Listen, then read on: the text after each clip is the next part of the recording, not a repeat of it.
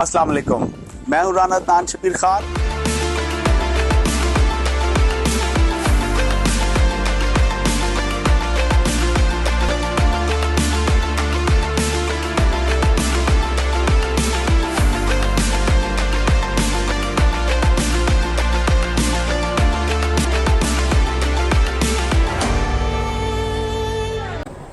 अस्सलाम वालेकुम, मैं हूँ राना अदनान शबीर खान और आप देख रहे हैं नुआए फिक्र। खुदा करे कि मेरी अर्ज़े पाक पे उतरे वो फसल गुल जिसे अंदेशाए ज़वाल ना हो। पाकिस्तान को मार्ज़े वजूद में आए आज 76 ईयर्स कंप्लीट हो गए हैं। ये जो हम कहते हैं कि जश्न आज़ादी, बेसिकली हमने आज़ादी नहीं ली किसी से, हम मार्ज़े वजूद में आए हैं। अगर हम ये कहें कि आज पाकिस्तान की बर्थडे सेलिब्रेशंस हैं तो गलत नहीं होगा। बहरहाल एक ख्वाब जो इल्लामा इकबाल ने देखा और कायद आज़म की लीडरशिप ने उसको कंप्लीट किया और अचीव किया, आज हम उसके समरात को एंजॉय कर रहे हैं। ख़वातीन और हज़रात, कायद आज़म का पाकिस्तान उनकी सोच और उनके विज़न के मुताबिक कैसा था? कायद आज़म कैसा पाकिस्तान चाहते थे? अनफॉर्चुनेटली हमने पाकिस्तान की जो सियासी तारीख़ है, ख़ास तौर पे तहरीक पाकिस्तान के जो इवेंट्स हैं, उनको अपनी मर्ज़ी, अपनी मंशा और अपनी ख्वाहिशात के मुताबिक मोल्ड, फोल्ड और एडिट किया। बल्कि मैं तो ज़्यादा सख्त अल्फाज इस्तेमाल करना चाहता हूँ, लेकिन आज दिन ऐसा है कि मैं नहीं करूँगा। बहरहाल 11 अगस्त 1947 को कायद आज़म ने कॉन्स्टिट्यूएंट असम्बली से खिताब करते हुए क्या कहा, आइए सुनते हैं। आप सब आज़ाद हैं अपने मंदिरों में जाने के लिए, आप सब आज़ाद हैं अपनी मस्जिदों में जाने के लिए और किसी भी और इबादतगाह में जाने के लिए। इस ममलकत पाकिस्तान में आपका ताल्लुक किसी भी मजहब, जात या अकीदे से हो, ममलकत का इससे कोई सरोकार नहीं। ख़वातीन और हज़रात, हम 76 ईयर्स के बाद भी कंफ्यूज हैं कि तस्वुर पाकिस्तान और मकासद पाकिस्तान क्या थे। 1977 तक कायद आज़म की ये तकरीर नशर की जाती रही हर जश्न आज़ादी के दिन, मगर 1977 के बाद इसका रिकॉर्ड ही गायब कर दिया गया। बहुत चंद लोगों ने प्राइवेटली तौर पे इसको महफूज किया हुआ है। बहरहाल कायद आज़म अक़लियतों और गैर मुस्लिमों के शहरी और सियासी हकूक़ के बारे में क्या सोचते थे, वो ये तकरीर का अगला हिस्सा जो मैं आपको सुनाऊंगा वो इसकी अक्कासी करेगा, जिसमें वो पाकिस्तान में किसी भी शहरी के हकूक़ और फ़राइज़ में किसी भी किस्म की तकसीम की नफ़ी करते हैं। आइए सुनते हैं। आप देखेंगे कि वक्त गुजरने के साथ साथ हिंदू हिंदू नहीं रहेंगे और मुसलमान मुसलमान नहीं रहेंगे। मजहबी मानों में नहीं, क्योंकि ये हर फर्द का ज़ाती अकीदा है, बल्कि सियासी मानों में वो एक ही रियासत के बराबर के शहरी होंगे। अलमिया ये है कि हमने कायद आज़म के तस्वुरात के मुताबिक पाकिस्तान की तामीर करने की बजाय उनके ख्यालात को छुपाना शुरू कर दिया, जिसका रिज़ल्ट ये है कि आज अदम बर्दाश्त हमारी पहचान बन गई है। आज के पाकिस्तान में अक़लियतें आपको कहीं नज़र नहीं आती, मगर जब पाकिस्तान बना तो ऐसा ना था। जब पाकिस्तान बना तो कायद आज़म की जो पहली कैबिनेट थी उसमें कोई मजहबी रहनुमा था ही नहीं, बल्कि वजारत मजहबी अमूर का वजूद ही नहीं था। कायद आज़म ने वजारत ख़ारजा की तश्कील की ज़िम्मेदारी समीउल मार्टन साहब को सौंपी और पाकिस्तान के पहले वज़ीर ख़ारजा सर ज़फ़रुल्लाह खान थे जो कि कादियानी थे। जोगिंदर नाथ मंडल कानून और अमूर कश्मीर के वजीर थे, फ्रैंक डी सूजा वजीर रेलवे थे, चंदू लाल और गिबन डिप्टी स्पीकर थे, और दीवान बहादुर संगा पंजाब असेंबली के स्पीकर थे। एक दानिश्वर हैं प्रोफेसर डॉक्टर मेहदी हसन, पाकिस्तान के रनाउंड दानिश्वर हैं। आइए वो अपने एक इंटरव्यू में कायदे आज़म के पाकिस्तान के बारे में क्या कहते हैं, उन्हीं से सुनते हैं। मैं ये समझता हूँ कि जो विजन कायदे-आज़म मोहम्मद अली जिन्ना का था पाकिस्तान के लिए, हमने उसे फरामोश कर दिया है। 11 अगस्त 1947 को जो कुछ कायदे-आज़म ने फरमाया था पाकिस्तान के बारे में कि पाकिस्तान कैसी रियासत होगा, उन्होंने कहा था कि पाकिस्तान एक तरक्की पसंद, एक रवादार, एक जमहूरी जदीद रियासत होगा। लेकिन उसके फ़ौरन बाद उसी दिन उस तकरीर को सेंसर भी कर दिया गया था, और जब डॉन के एडिटर साहब को पता लगा कि उनकी तकरीर के लिए एक प्रेस एडवाइस जारी की गई है कि इसका फुल टेक्स्ट शाये ना किया जाए, तो उन्होंने 3 रिपोर्टर्स की ड्यूटी लगाई थी कि पता करो कि ये किसकी हिदायत पे जारी की गई है प्रेस एडवाइस। उन रिपोर्टर्स ने इन्वेस्टिगेट किया और उन्होंने उनकी फाइंडिंग्स ये थी कि एक फाइनेंस सर्विस के आईसीएस जो थे चौधरी मोहम्मद अली, सेंसर किया गया है। तो जब उनको फ़ोन किया एडिटर डॉन ने, तो उन्होंने ये कहा एडिटर डॉन ने कि आपने कायदे-आज़म की जो फाउंडर हैं पाकिस्तान के, उनकी तकरीर को सेंसर करने का हुक्म दिया। तो इस पे उन्होंने ये फरमाया था चौधरी मोहम्मद अली ने कि ये उनका जो स्टेटमेंट है ये 2 नेशन थ्योरी के ख़िलाफ़ है, इसलिए मैंने ये सोचा कि इसका फुल टेक्स्ट शायद नहीं होना चाहिए। तो मेरे 2 सवाल हैं बतौर मीडिया प्रोफेसर के और पाकिस्तान की हिस्ट्री के तालिब इल्म के तौर पे कि क्या कोई आईसीएस अफसर ये समझता है कि वो 2 नेशन थ्योरी को, 2 कौमी नज़रिए को, उसके फाउंडर मोहम्मद अली जिन्ना से बेहतर इंटरप्रेट कर सकता है? क्योंकि कायदे-आज़म ने ये फरमाया था ओपनिंग सेरेमनी पे पाकिस्तान की कॉन्स्टिट्यूएंट असेंबली की कि पाकिस्तान एक जदीद मॉडर्न डेमोक्रेटिक स्टेट होगा जिसमें मज़हब का कोई किरदार सियासत में नहीं होगा। और बहुत खूबसूरत फ़िक्रा था उनका अंग्रेज़ी में कि religion is a personal matter of faith for every individual. तो इसको अगर हम इंटरप्रेट करें तो इसका ये मतलब है कि मज़हब जो है वो हर फर्द का, हर शख्स का ज़ाती मसला है, उसमें किसी को दखल देने का इख्तियार हासिल नहीं है, जिसमें रियासत भी शामिल है। रियासत को भी ये हक़ हासिल नहीं है कि वो लोगों के मज़हब के सिलसिले में उनको कोई हिदायत जारी करे। तो ये जो विज़न था मोहम्मद अली जिन्ना का, इसको हमने फरामोश कर दिया और जमहूरियत से जान बचाने के लिए आने वाले हुक्मरानों ने मज़हब का कार्ड इस्तेमाल किया, जिसकी वजह से जमहूरियत उस तरह पनप नहीं सकी पाकिस्तान में जिस तरह उसको चलना चाहिए था। क्योंकि एक मजहबी रियासत और जमहूरियत 2 मुख्तलिफ चीज़ें हैं। या जमहूरियत हो सकती है कोई, या मजहबी रियासत हो सकती है। क्योंकि अगर आप किसी रियासत को मजहबी रियासत बना देंगे तो उसमें जो रियासत का मज़हब है उसके ख़िलाफ़ मज़हब रखने वाले, एतक़ादात रखने वाले ऑटोमेटिकली दूसरे दर्जे के शहरी बन जाते हैं, जो जमहूरी उसूल के ख़िलाफ़ है।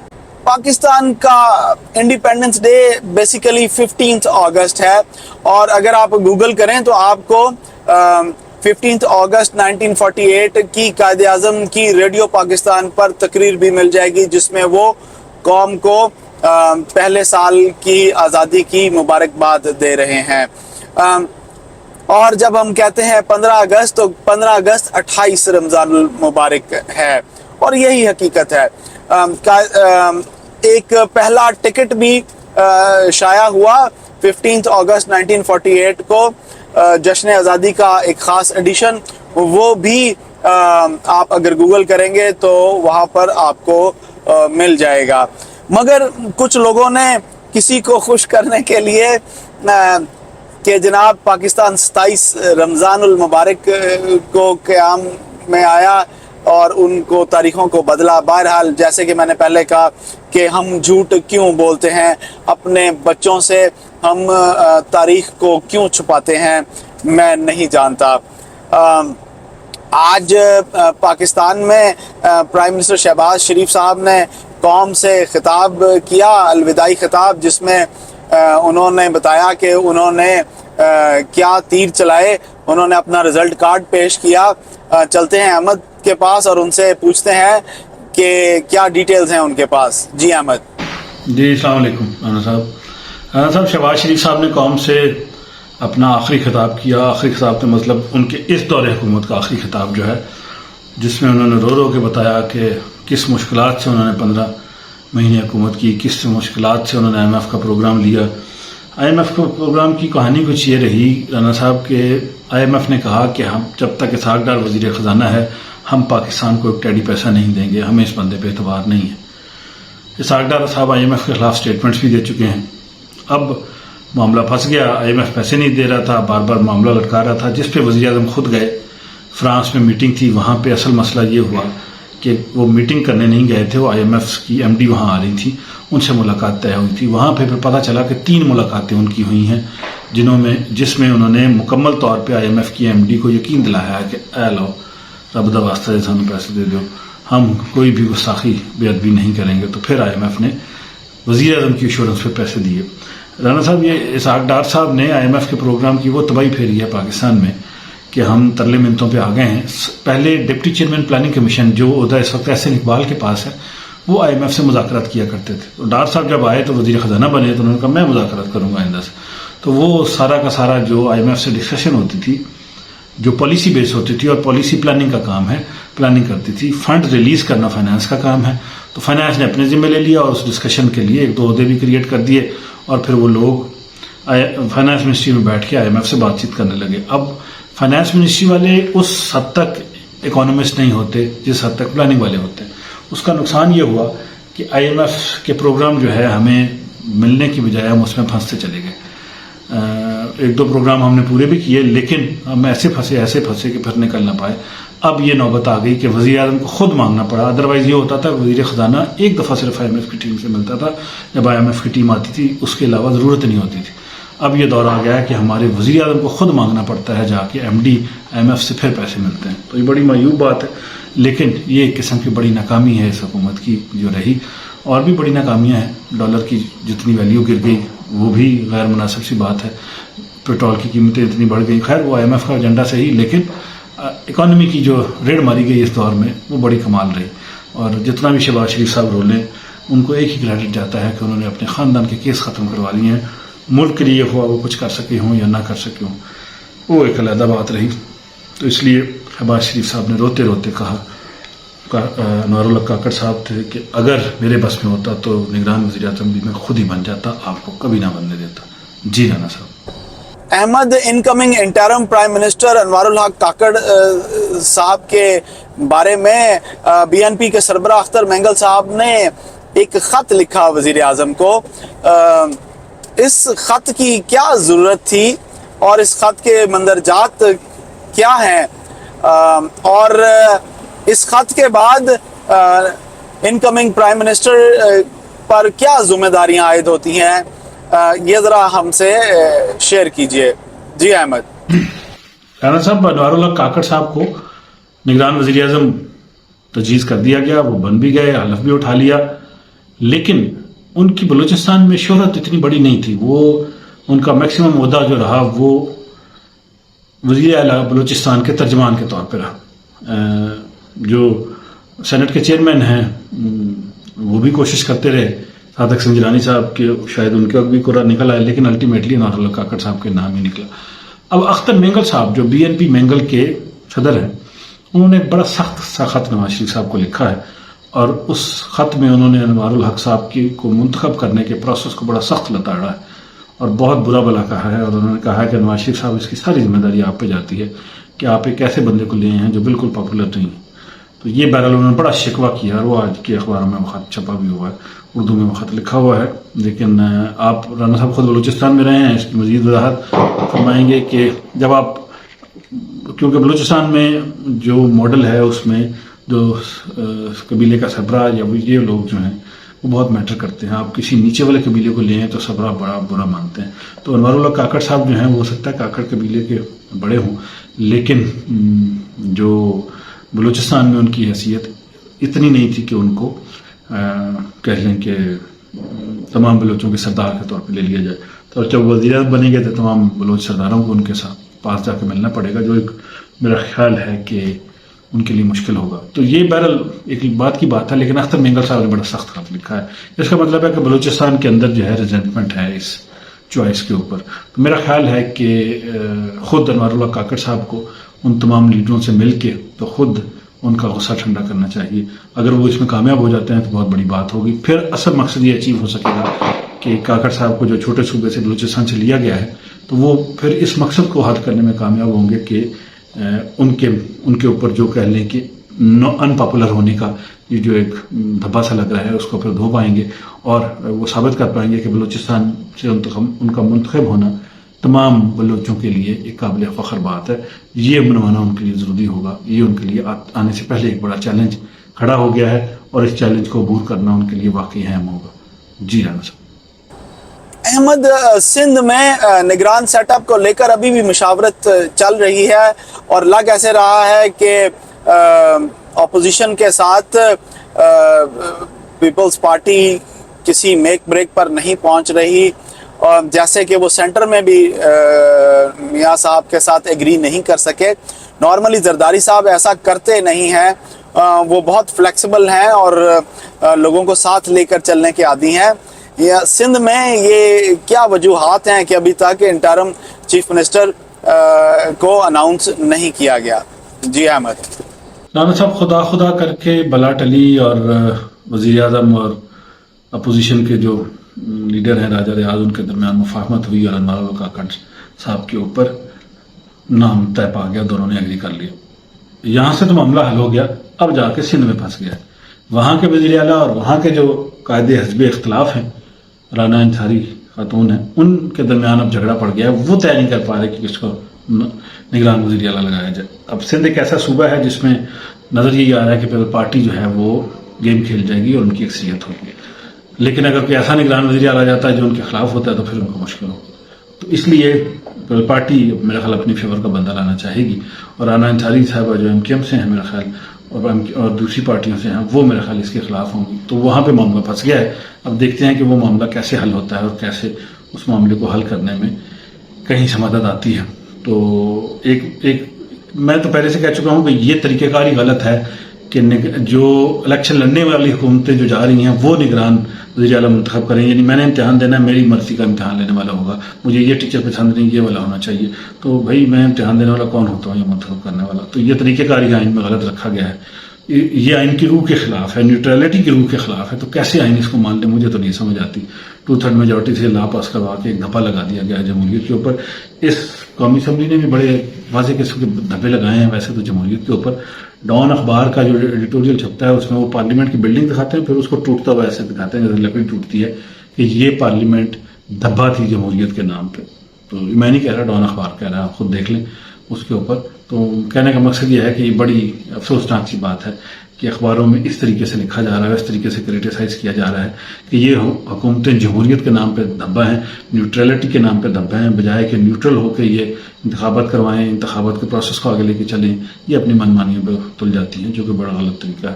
اب دیکھتے ہیں کہ یہ ساری چیزیں کیسے الیکشن پہ نظر انداز ہوتی ہیں. 1-2 دنوں میں نگران وزیر اعظم आ जाएंगे, अपनी पॉलिसियाँ अपनी कैबिनेट ले आएंगे, फिर देखेंगे कौन कौन आके बैठता है। उनकी कैबिनेट सेशन में पता चलेगा कि चॉइसेस कहाँ से आई हैं, पीछे से धागे कहाँ से खींचे जा रहे हैं, नवाज शरीफ साहब के हाथ में कितने दागे हैं, जरदारी साहब के हाथ में कितने दागे हैं, ये कैबिनेट की कंपोजिशन बता देगी। इसी तरह सिंध में कैबिनेट जो है उसकी क्या कंपोजिशन है और बाकियों की क्या कंपोजिशन है, देखते हैं राना साहब इसमें क्या सिचुएशन और क्या कहानी बनती है, ऊंट किस करोड़ बैठता है। जी राना साहब। ख़वातीनो हज़रात, पाकिस्तान की इस 76 ईयर्स की जो तारीख है उसमें बतौर कौम एज ए नेशन हमारी बहुत सारी कामयाबियां भी हैं और बहुत सारी नाकामियां भी हैं। समझदार कौमें अपनी गलतियों को आइडेंटिफाई करती हैं और उनसे सबक सीखती हैं ताकि आने वाली नस्लें वही गलतियां ना दोहराएं, वो अपनी गलतियों पर पर्दा नहीं डालती।